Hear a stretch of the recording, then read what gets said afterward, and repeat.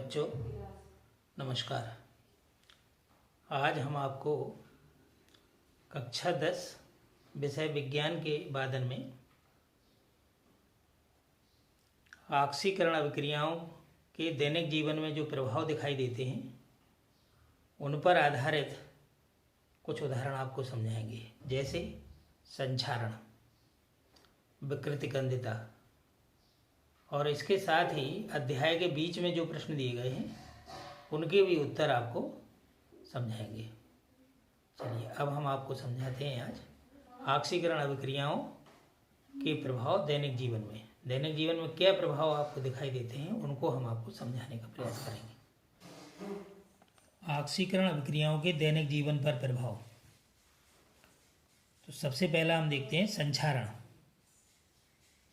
वायु की ऑक्सीजन नमी या अन्य रसायनों के संपर्क में आने पर धातु की सतह का क्षरण संक्षारण कहलाता है। जैसे लोहे पर जंग का लगना, चांदी के आभूषणों पर काली परत का जमना व तांबे पर चढ़ने वाली हरी परत का चढ़ना आदि।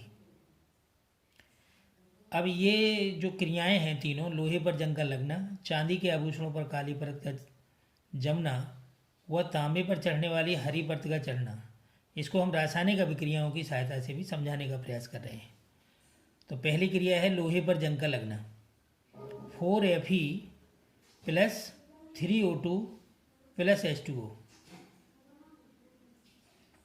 तो ये 3O2 प्लस H2O है, ये नम वायु है ये, और ये आपका लोहा है। तो इसका जो उत्पाद बनेगा अभिक्रिया के फलस्वरूप जो आपको दिखाई देगा वो है 2Fe2O3 इंटू H2O। तो ये जो है ये लोहे पर जो जंग लगती है उसका फॉर्मूला है ये 2Fe2O3 इंटू H2O। तो ये जंग है, और ये पदार्थ जो है जब अगर ज़्यादा मात्रा में लग जाता है तो अगर उसको झड़ाओगे तो उसका भूरा रंग होता है, भूरे रंग का भुरभुरा पदार्थ होता है। जैसे आप अगर रगड़ेंगे तो वो एकदम भुरभुरा जैसा हो जाता है। अगला है चांदी के आभूषणों पर काली परत का जमना। तो चांदी का काला होना, तो देखिए 2Ag प्लस H2S, यानी वायु में जो सल्फर होता है उसी से जो रिएक्शन करके जो वायु के संपर्क में आती है H2S, वो जो है सल्फर इससे चांदी से रिएक्शन करती है। तो ये होता है Ag2S plus H2, hydrogen gas निकल जाती है, और ये काली परत जो है Ag2S की चांदी के जो आभूषण होते हैं उस पर जम जाती है। अगला है तांबा की सतह का हरा होना। तांबे के जो बर्तन होते हैं उसकी सतह कुछ दिनों के पश्चात अगर उनका प्रयोग न किया जाए या उन्हें साफ सफाई से न रखा जाए तो उसकी सतह पर हरा रंग जम जाता है। तो एक प्रकार से ये जंग होती है तांबे की।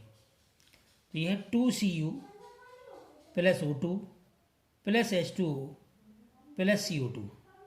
तो ये O2 प्लस H2O ये नम वायु है, उसमें पानी भी है, ऑक्सीजन भी है और कार्बन डाइऑक्साइड भी है। ये तीनों मिलकर के जब कॉपर से रिएक्शन होती है इनकी, तो ये बनता है उत्पाद CuCO3 इंटू CuOH2S। तो जो हरी परत जो जमती है, हरी परत जो जंग के रूप में लगती है तांबे के बर्तनों पर, उसका ये सूत्र है। अब देखिए संक्षारण की मुख्य शर्तें क्या हैं। एक तो वायु की उपस्थिति होनी चाहिए, नंबर 2 जल की उपस्थिति होनी चाहिए, यानी वायु में नमी होनी चाहिए। वायु में नमी के कारण जो है ये संक्षारण होता है। तो संक्षारण को रोकने के उपाय क्या क्या हैं। धातु की सतह पर पेंट अथवा ग्रीस का लेपन करना। अगला पॉइंट, लोहे की वस्तुओं को पिघले जिंक में डुबोना, इसे एसद लेपन भी कहते हैं। ये एसद लेपन क्रिया कहलाती है। स्वतः रक्षण होता है। अपने आप धातुएं कैसे रक्षा करती हैं, तो इसमें केवल एक एल्यूमिनियम धातु है जो स्वतः रक्षण करती है। एल्यूमिनियम धातु ऑक्सीजन से अभिक्रिया करके एल्यूमिनियम ऑक्साइड बनाती है, जो भविष्य में संक्षारण से धातु की सुरक्षा करती है। ऑक्सीकरण के कारण जो दूसरी जो क्रिया होती है जो हमें दिखाई देती है दैनिक जीवन में, वो है विकृतिगंधिता। ये विकृतिगंधिता क्या है। खाद्य पदार्थों को जब लंबे समय तक रखा जाता है तब खाद्य पदार्थों के उपचयित होने के कारण स्वाद तथा गंध बदल जाते हैं। इसे विकृत गंधिता कहते हैं, जैसे तले हुए आलू के चिप्स, पापड़ आदि। विकृत गंधिता की मुख्य शर्तें क्या हैं? तेल या वसा में भोज्य पदार्थों को पकाने के बाद लंबे समय तक बिना उचित संरक्षण के रखे रहना, साथ ही यह समय, मौसम तथा तापमान पर भी निर्भर करता है।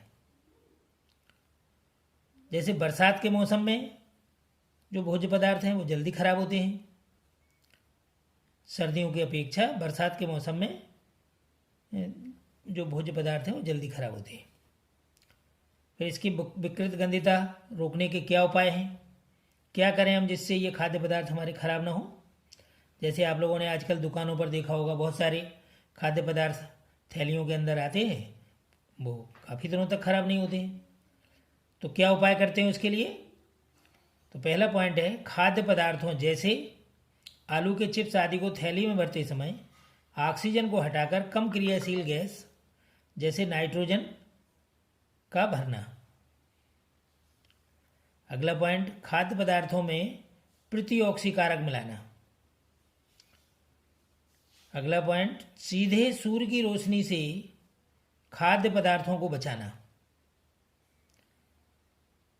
और अगला पॉइंट है इसका, वायुरोधी बर्तनों या पैकेटों में खाद्य पदार्थों को रखना। इस प्रकार से इन बिंदुओं को अगर हम ध्यान में रखेंगे तो हम ऑक्सीकरण होने की क्रिया से अपने खाद्य पदार्थों को बचा सकते हैं। अब हम आपको अध्याय के बीच में जो प्रश्न छूटे हुए थे उन प्रश्नों को बताना चाह रहे हैं। तो देखिए प्रश्न, किसी पदार्थ X के विलयन का उपयोग सफेदी करने के लिए होता है। तो इसका पहला खंड है, पदार्थ X का नाम तथा इसका सूत्र लिखिए। और दूसरा खंड है इसका, उपरोक्त फर्स्ट में लिखे पदार्थ X की जल के साथ अभिक्रिया लिखिए।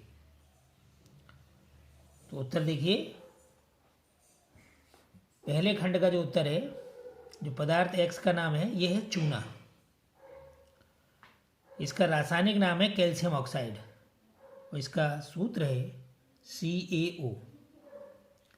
इसे हम कई बार कली का चूना भी लिखा रहता है, इसे कली का चूना भी कहते हैं। अब इसकी रासायनिक अभिक्रिया देखिए, CaO सॉलिड प्लस H2O, जल के साथ इसकी रिएक्शन करा रहे हैं। जल के साथ इसकी रिएक्शन है, जल के साथ अभिक्रिया लिखनी थी ना, तो H2O, ये H2O लिक्विड होता है जल। तो बिना बुझा हुआ चूना, कैल्शियम ऑक्साइड या कली का चूना कह दीजिए इसी को।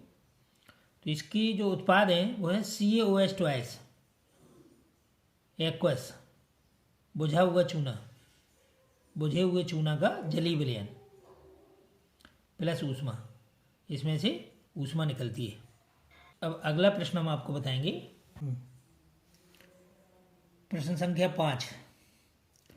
जल के विद्युत अपघटन की प्रक्रिया में एक परख नली में एकत्रित गैस की मात्रा दूसरे से दोगुनी क्यों है? उस गैस का नाम बताइए।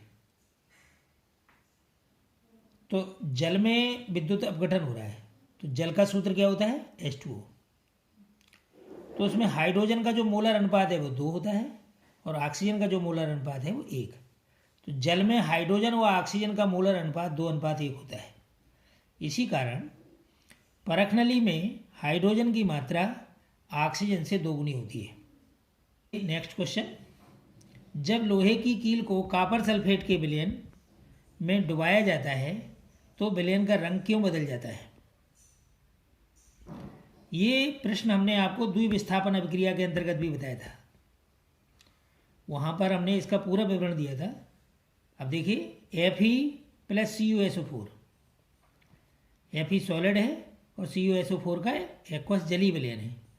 उसमें हम ये लोहे की कील, जो आयरन है, ये लोहे की कील को CuSO4 के जलीय विलयन में डुबोते हैं। तो क्या होता है इसके बाद अभिक्रिया के पश्चात? FeSO4, जो लोहे की कील है वो जो है फेरिक सल्फेट के रूप में बन जाता है, और इसी फेरिक सल्फेट के कारण जो है हमारा विलयन का रंग बदल जाता है। पहले कॉपर सल्फेट के कारण विलयन नीला रंग था, और अब फेरिक सल्फेट बनने के कारण विलयन का रंग हरा हो जाता है, प्लस कॉपर। तो लोहा कॉपर की अपेक्षा अधिक क्रियाशील धातु है, इसलिए लोहा कॉपर को विलयन से विस्थापित कर देता है, जिसके फलस्वरूप आयरन सेकंड सल्फेट, या इसको फेरिक सल्फेट भी कहते हैं, जिसका रंग हरा होता है। इस प्रकार विलयन का रंग नीले से हरा हो जाता है।